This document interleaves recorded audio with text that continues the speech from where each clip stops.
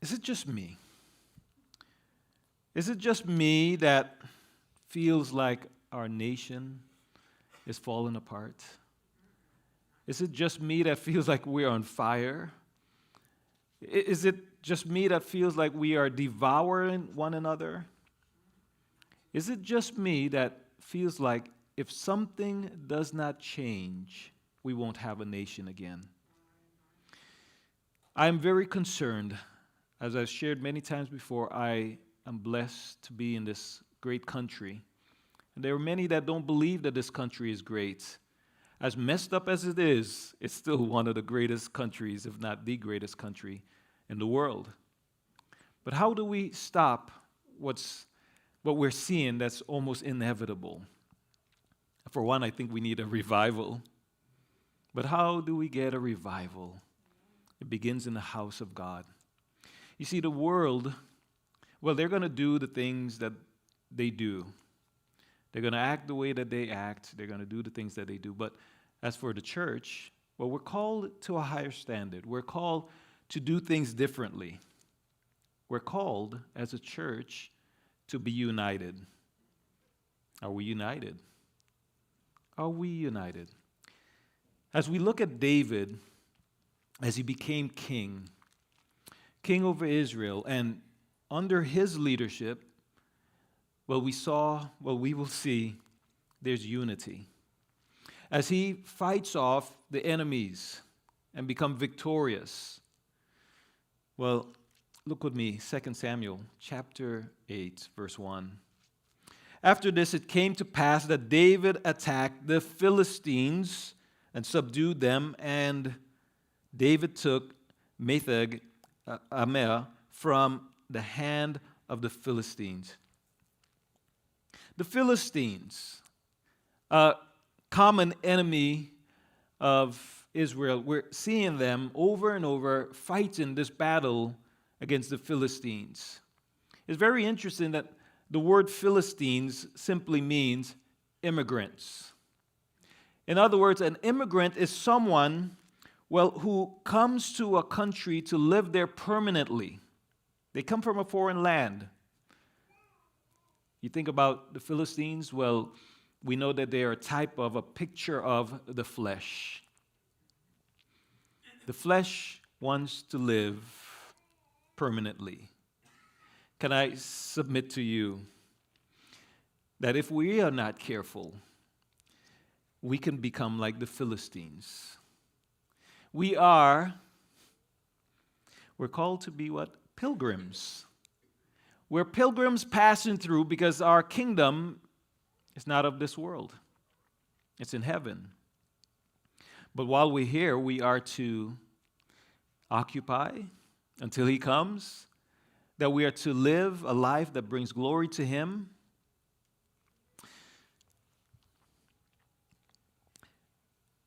That word Philistines, an immigrant, but also we see this other city, which is Metheg Ameth, which means a mother city. A mother city? Yes, you see, a mother is someone who gives birth to and cares for a child. This city, this people that was coming against Israel or that David attacked, he took the city from them. Because why? You see, as long as this mother city is there, it's always going to produce what? Offsprings. It's going to produce, fleshly desires. It's going to produce sin. You see, David took it from them because he wanted to stop this city from producing sin. Many of our struggles, they come from where? Our desires. And if we are not careful, if we don't deal with it, we're going to always continue to deal with the same battles, the same struggles. Think about, I'll use the example of cigarettes. If you have a struggle with cigarettes, then if you buy a pack and you say, let me just put it up just in case of a rainy day, guess what? You're going to pull it out and you're going to smoke it. If you have a problem with overeating, you can't put, your favorite whatever in the fridge. Don't put it there. You might put it in my fridge. I'll keep it safe. But you can't put it in your own fridge, you see. You're going to go there. You have to deal with the root. And I mean, think about what James said. Where do our sin come from, basically, right? It comes from our desires. Our desires that, well, James said, it says, but each one is tempted when he is drawn away by his own desires and enticed. Then when desires conceive, it brings birth to sin. And sin, when it's fully grown, brings forth death. You see, we have to be careful that we're not giving birth to sin. We have to deal with the root. I had something that was really, really gross that happened to me. Really gross. Even as I think about it, it just grossed me out. One night I was in my living room, and I turned on the lights. There was a roach on my countertop. Gross. So I killed it, and I went back and sat down, and I looked again. I saw another one running. So I killed it, and right behind it was a third one. I'm thinking, my goodness, I know I'm not nasty. Why do I have roaches in my house? And so, the next morning, when I looked at my counter, there were a lot more. Gross. They were running. And I tried to kill them. Some got away. But it seemed like every time I killed one, there was another one or two behind it. What is going on? Every morning from that day, it happened for about 2 or 3 weeks. We were killing and spraying, and nothing was changing.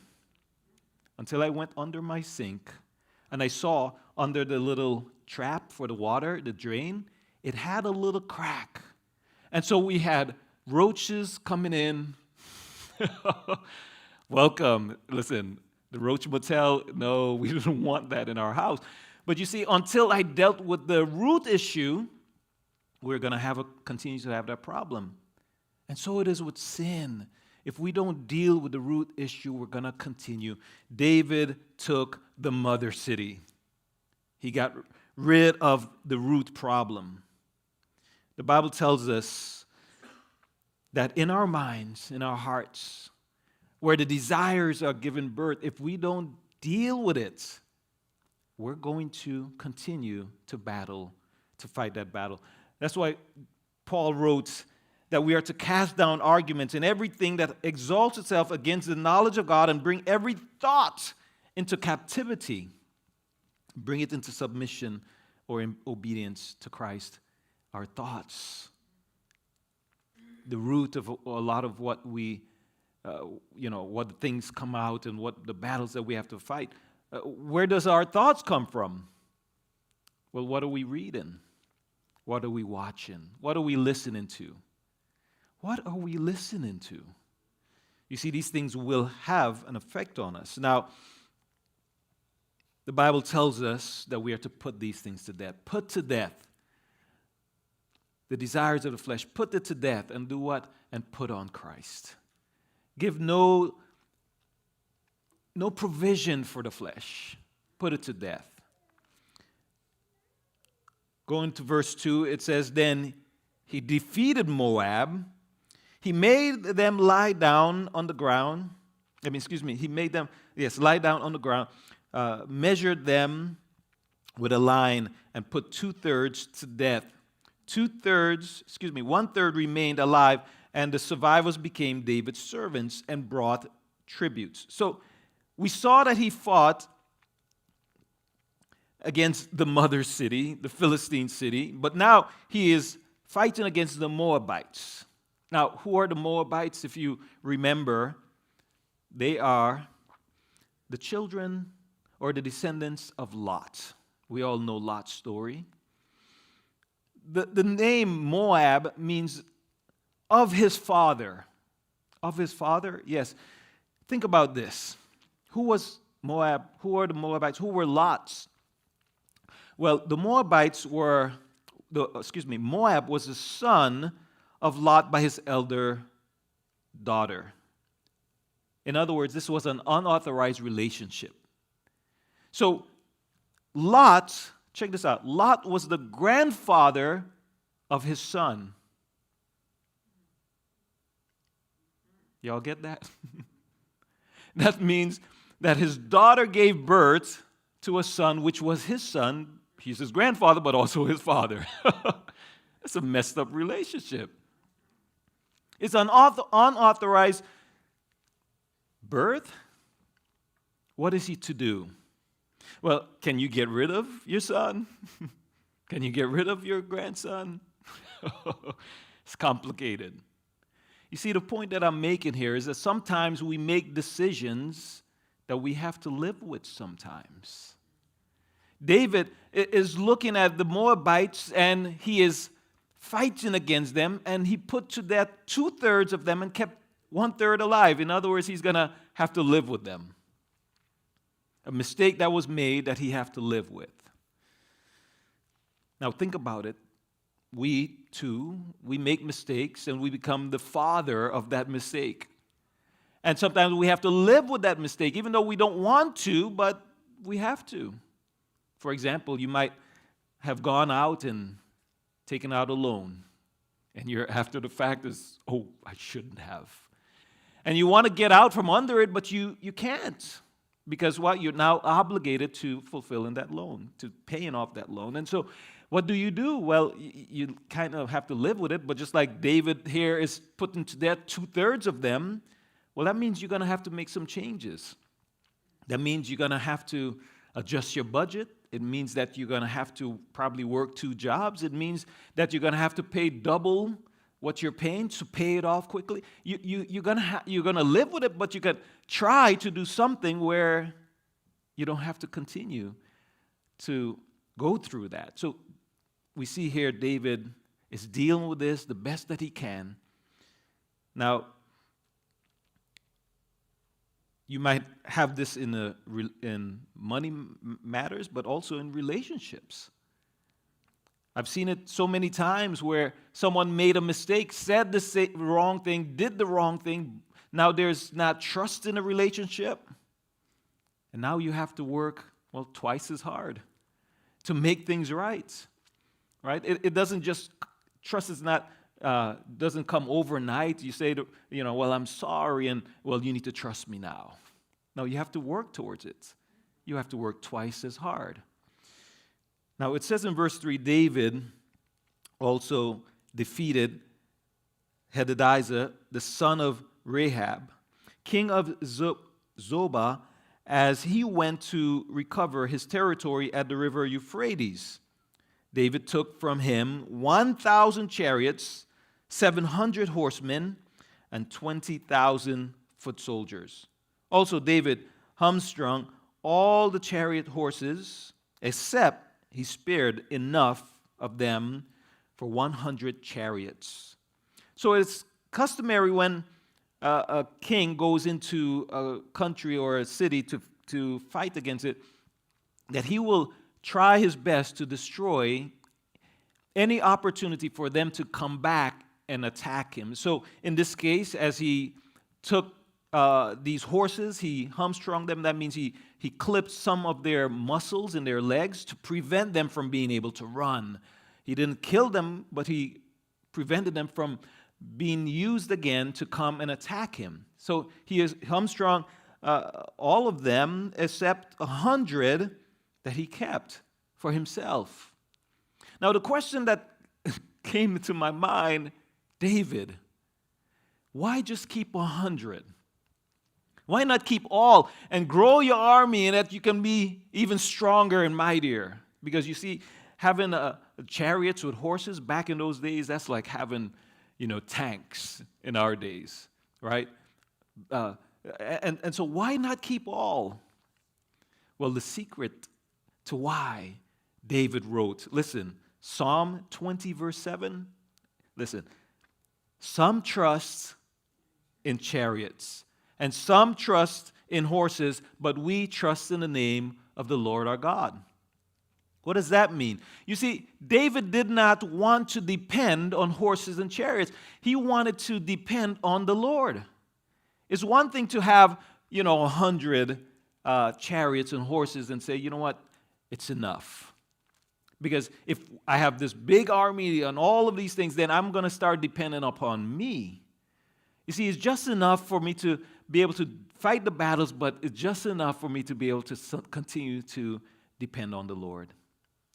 You see, why do we want $1 million or $1 billion, right? It's because it makes us not have to depend on God. That's the honest truth. But you see, when we don't have enough, it's like, oh Lord, I got to pray. I got to depend on you. What do we put trust in? Can I say this? Some trust in politicians, but we trust in the name of the Lord our God. Some trust in money, right? Some trust in money. But we should depend and trust in the name of the Lord our God. Some trust in the stock market. Some trust in doctors and lawyers and whatever. But we as the church, we depend and we trust in the name of the Lord. Do we really? Do we really? You see, that's a question that we need to ask and search our hearts. Because oftentimes we're looking towards these things for security. And it isn't until those things are removed from us that we really see how much we trust the Lord. So who do we trust? What do we trust? Look at verse 5. And when the Syrians of Damascus came to help Hadadezer, king of Zobah, David killed 22,000 of the Syrians.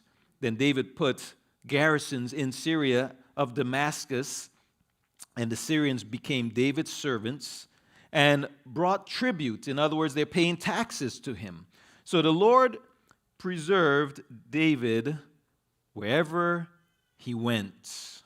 I'm going to read that again. And the Lord preserved David wherever he went. Now the Syrians, they came down and attacked David. If you know where Israel is, the Syrians are right above. And so they came and attacked. And David fought back and he defeated them. 22,000 were killed. And what did David do? He set up, a garrison. He put some troops, he stationed some troops in that city to prevent his enemies from coming back and establishing themselves in that city. He put some troops there. Now, when David defeated them, when he put the troops there, again, he's trying to keep them from coming back. And this is a lesson that we can learn from. Because you see, when we walk in this life as believers, we're going to have battles, spiritual battles, battles against the flesh. And we're going to have some victories. But if we are not careful, if we don't put things in place, then the enemy will come back. If you think about it this way, some people have struggled with pornography. And you said, you know what, I'm not going to watch it anymore. But, did you put some accountability there? Did you put a garrison? In other words, is there anyone that's going to watch what you watch and make sure that you're not going there? You can put maybe one of those software on your computer to have some accountability, to block some of these things. Are you putting things in place to prevent it from coming back? If you're a new Christian, you just came out from the world, are you still hanging out with the old friends? Or are you putting yourself and surrounding yourself with believers, right? People who can come around you and hold you accountable. Join in a small group and making some friends there, people that can encourage you and pray for you and help you to move forward. But I want you to notice, I'm going back to that last part of this verse, of verse 6. So the Lord preserved David wherever he went. This is the most important verse in all of this chapter. The Lord preserved David wherever he went. I want you to put your name in that sentence. The Lord preserved Alan wherever he went. Put your name in there.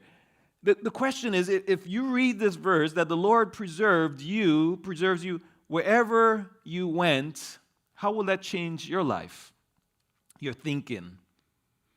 Will it give you confidence? You know what? Nothing can mess with me. The Lord is preserving me. He is preserving me. Wherever I go, He is there with me. You see, we need to have this confidence in the Lord, because in this world, man, there's a lot of things that's going on, and so many people are dealing with stress and anxiety and fears. Nothing can happen to you if the Lord doesn't allow it to happen.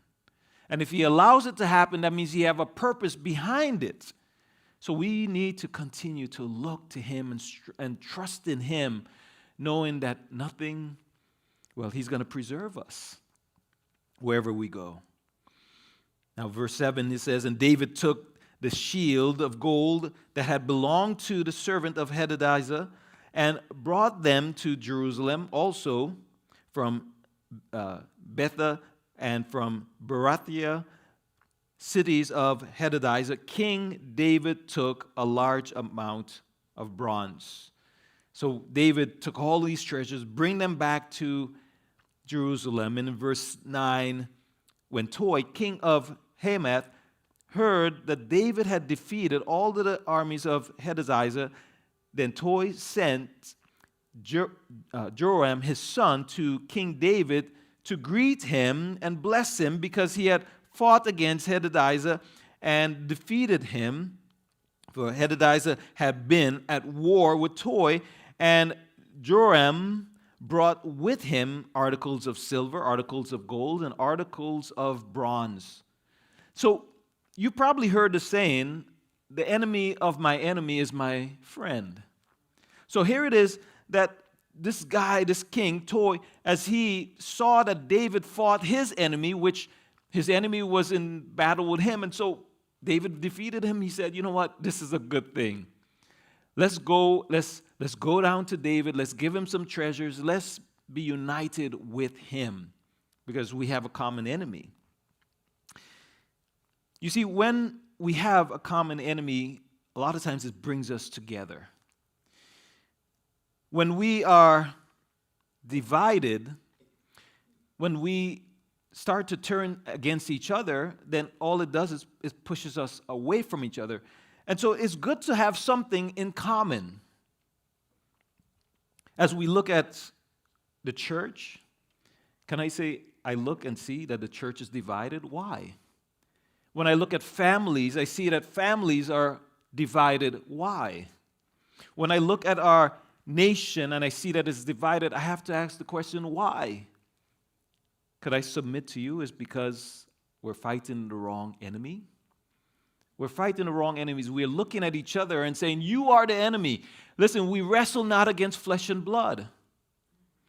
We have a true enemy. His name is the devil. And as long as we're fighting each other, we're not going to fight the right enemy. We say these words, and I wonder if we believe it: "A house divided cannot stand." We say these words: "A family divided cannot stand." I think we as a country, we have become the divided states of America. Because how divided we are, 50-50, we split right down the center, so divided. You know, I once heard of a story of, there was a little country church that they were having some issues.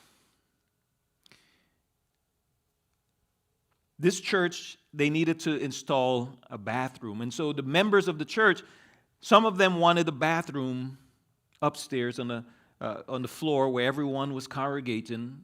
Some of them wanted the bathroom downstairs in the basement so that it's not a distraction. But some of them said, "You know, I don't want to go all the way down the stairs." But the others are saying, "Well, it's more convenient. I mean, it's more, better if it's downstairs." So there was this big fight, this big argument, and the church was just tearing each other apart. Until one Sunday, they came to the church, and there it was, just ashes. The church was burnt down. And as all the members, they started to gather there at the site with no one saying a word, they are all grieved that their church is gone. Then one of the members, he walked towards the ashes and he started to clear the debris. And so others, they quietly just came and they started to clear the debris. And before you know it, they were all working together.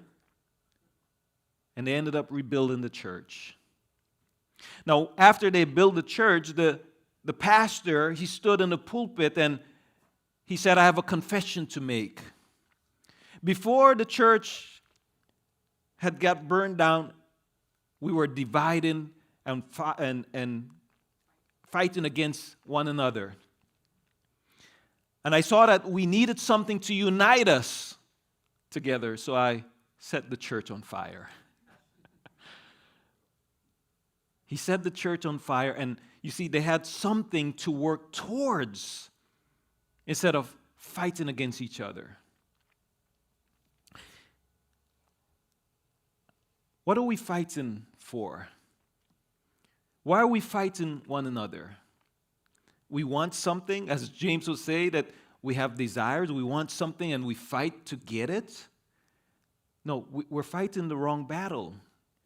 We're fighting the wrong. You see, the goal is not to win battles, but to win souls. To win the hearts of people to Christ and let Him deal with the issues of the heart. But just bring them to Christ.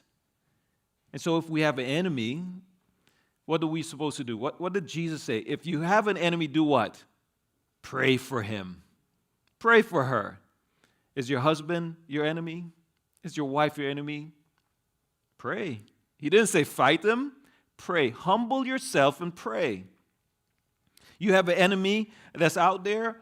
Well, is it the Democrats? Is it the Republicans? What are you supposed to do? Pray. When was the last time you prayed for your enemy? You see, we spend a lot of time fighting and arguing and throwing insults and dirt towards each other, and we spend very little time praying. Is this what Jesus told us to do? Go fight, fight, fight? No. Pray, pray, pray. See, that's what we're called to do, but we don't want to do that. Why? It's better to fight. No, we're called to pray. Now, verse 14, he also put garrisons in Edom, throughout all Edom. He put garrisons, and all the Edomites became David's servants. And the Lord preserved David wherever he went. Now, I know I said verse 6 was the most important verse in this chapter, but I think verse 14 is the most important verse in this chapter. And the Lord preserved David wherever he went. You say, Alan, they're saying the same thing. Yes. Whenever something is repeated, it's because the Lord is trying to say it's important. So what's important about this verse? Again, the Lord is with you. He's preserving you wherever you go. Trust the Lord. Don't look at the wind and the wave. Don't look at all of the things that's going on and start to fear. Oh, what's going to happen? No, the Lord will preserve me. Doesn't matter what happens in this world. He's going to provide for me. He's going to protect me. He's going to preserve me. So I can have confidence in Him and trust in Him. In verse 15, so David reigned over all Israel. How much of Israel did he reign over? All. And David administered judgment and justice to all people. How many people did he do it for? All. Not some, all. And this is what made David such a great king, because he was concerned and he cared for everyone in the kingdom. Everyone. Not just this party or this group, but every single person in this kingdom. You know, Abraham Lincoln, some say that he was probably the greatest president that this nation have seen. And when Abraham Lincoln became president, well, I'm just going to read this for you. Maybe you might get something from it. In In 1860, Abraham Lincoln wasn't the most popular choice for president. Men like William Seward and Solomon P. Chase and Edward Bates were all stronger, more experienced candidates. Yet somehow Lincoln won the Republican nomination and then the presidency. Instead of holding grudges, Lincoln did something remarkable. He called his rivals the very men who ran against him and invited them into his cabinet. Seward became his Secretary of State, Chase became the Secretary of Treasury, and Bates became Attorney General. Historians call Lincoln, his team, the team of rivals. It showed incredible humility and wisdom. He understood that the nation was divided and facing crisis, so he gathered the strongest leaders, even if they once opposed him, for the sake of unity and the greater good. He didn't hold grudges. He brought them close. Bringing your enemies close. Keeping them close and doing what? Being an influence in their life. I don't think you can spit on somebody or spit in their face and expect that they will want to work with you. In other words, you can't insult people and expect them to respect you in return. See, Lincoln did something remarkable, and that's why they say that he was one of the greatest presidents. Now, I know people have opinions, and whatever your opinion is, you're entitled to that.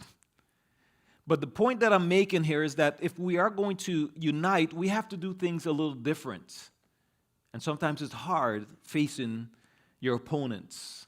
But how can you sit with them? How can you reach across and win their hearts? Verse 15, so David reigned over all Israel, and David administered judgment and justice to all his people. Joab, the son of Zerah, was over the army. Jehoshaphat, the son of Ahilud, was recorder. Zodok, the son of Ahitub, Ahimelech, the son of Abiathar, were the priests. Sarai was the scribe. Benani was the son of Jehoiada, was over both the Cherethites and the Philistines, and David's sons were chief ministers. So David placed men who played a significant role in his administration. Notice he have Joab, military leader, the commander, a mighty man that fought battles. Just like as David had Joab in his cabinet, we too need some power. We need some might. Where will we get that from? The Holy Spirit. When we look at David, he had Jehoshaphat, who was recording. He was a historian, recording everything that David did. Why? Because David would often go back and say, let me see what happened, so he can learn from the past. Just like we are here, what are we doing? We're going through history. We're learning from the scriptures what happened in the past so that we can go forward and not make the same mistakes. So David, this Jehoshaphat, he played an important role. We see Zodok and Ahimelech, these priests, they were serving as spiritual advisors to David. You see, David, even though he was king, he still needed spiritual guidance.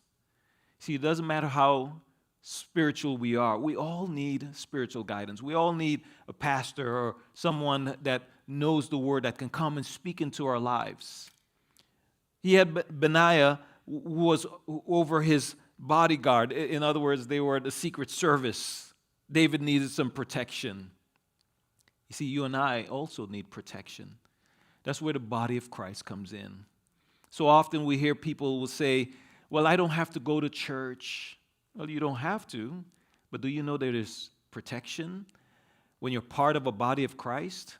That when you fall, the Bible says, how can two if one falls, two,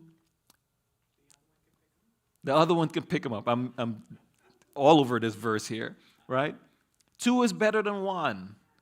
And so there's protection when you don't even know that there are people that are praying for you. When they see you, it's like, oh, you know what? I remember so-and-so. Let me pray for them. But if you're out of sight, out of mind, listen, you're out of that blessing, that protection. David was wise enough to surround himself with men that were willing to protect him. And then also notice that David put his sons in as the chief ministers. In other words, they were his political advisors. His sons, think about it. They're younger. What does the younger generation do? They reach the younger generation. They help David to understand that in order to reach a certain generation, then you have to think like them. So his sons were there to help him. But I also believe that David was raising up the next generation. You know, so often we see that sometimes churches will grow old and die out because they never invest in the next generation. They never bring them and say, you know what, we want your thoughts, your ideas, come. And they don't do it. And so what happens? Well, they just continue to die out. They never reach the next generation. We always need to invest in the next generation. They might do things differently and might make us feel uncomfortable, but listen, we were once younger. And what attracted us? What brought us in? Well, the things that we use to bring, or the things that they use to bring us in, it's not going to be the same tools and the things that's going to bring in the next generation. So David brought his sons in to be a part of this. Listen, we're going to close here, but understand, as I opened, speaking about this nation being divided, I am very, very disturbed and I'm grieved by what I'm seeing, this firestorm. And what's fueling this are the politicians. What's fueling this is social media. What's fueling this is the news media companies. They all are fueling this, and it's just not stopping. It's getting worse. And when we get in it, and if you're going out there and you're fueling it by making comments and these things, listen, it's not going to solve it that way. The best way to solve it is to reach to your neighbor, to reach to people that may be thinking different from you, and have a dialogue and talk to them and pray for them and lead them to Christ. And when he have their hearts, he's going to change everything. And sometimes we need to be challenged in our own selves and our own thinking. None of us are perfect. But we're not going to fight or win the battles by throwing insults at people. And that's what I'm seeing, and it's grieving me. And so I pray that the Lord will minister to us all and show us the way that he prescribed in his word, how we are to deal with these situations.